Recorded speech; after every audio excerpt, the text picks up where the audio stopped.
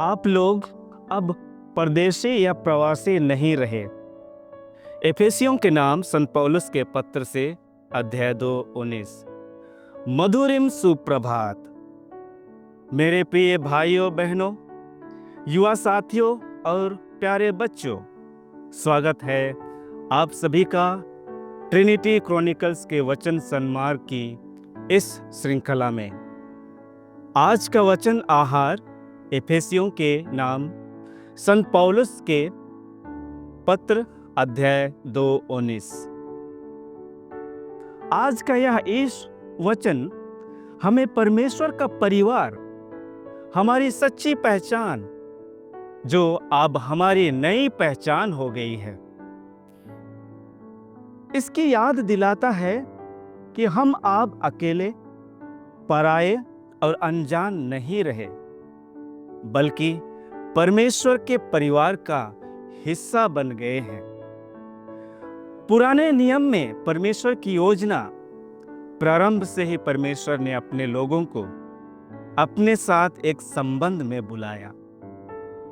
जब इस्राएलियों को मिस्र की गुलामी से छुड़ाया गया तो परमेश्वर ने कहा, मैं तुम्हें अपनी प्रजा मानूंगा और तुम्हारा ईश्वर होऊंगा। तुम जान जाओगे कि मैं ही प्रभु तुम्हारा वह ईश्वर हूं। निर्गमन ग्रंथ अध्याय 6-7। यह दर्शाता है कि परमेश्वर हमें केवल छुड़ाता ही नहीं, बल्कि हमें अपने परिवार में अपनाता भी है। प्रभु यीशु मसीह में हमारी नई पहचान, प्रभु यीशु ने हमें यह विशेष अधिकार दिया कि हम परमेश्वर के बच्चे कहलाएं। जितनों ने उसे अपनाया और जो उसके नाम में विश्वास करते हैं, उन सबको उसने ईश्वर की संतति बनने का अधिकार दिया। योहन अध्याय 1:12। क्रूस पर प्रभु यीशु के बलिदान के द्वारा हम केवल उसके अनुयायी नहीं, बल्कि उसके घराने के सदस्य बन गए। आज आत्मिक परिवार का महत्व अब हमें इस सच्चाई में जीना चाहिए कि हम परमेश्वर के परिवार के अंग हैं। इसका अर्थ है कि हमें एक दूसरे के साथ प्रेम, करुणा, शांति और एकता में रहना है।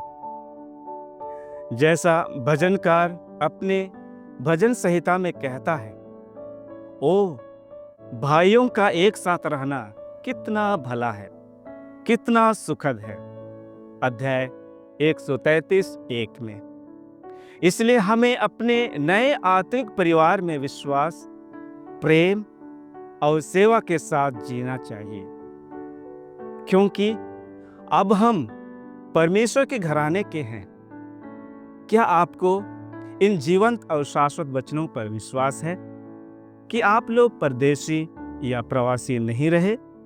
आइए इस आशा के साथ कि हम परमेश्वर, हमारा प्रेमी पिता, हमारी सभी जरूरतों को जानता और समय पर पूरा करता है, इस वचनों को अपने जीवन में आत्मसात करें। सफल दिन की शुभकामनाओं के साथ आपका और आपके प्रियजनों का जीवन प्रभु के आध्यात्मिक परिवेश के संपर्क और सानिध्य में हमेशा बना रहे। प्रभु आपको आशीर्वाद दे, हर बुराई से रक्षा करे और आपको अनंत जीवन के मार्ग पर ले चले। आमीन।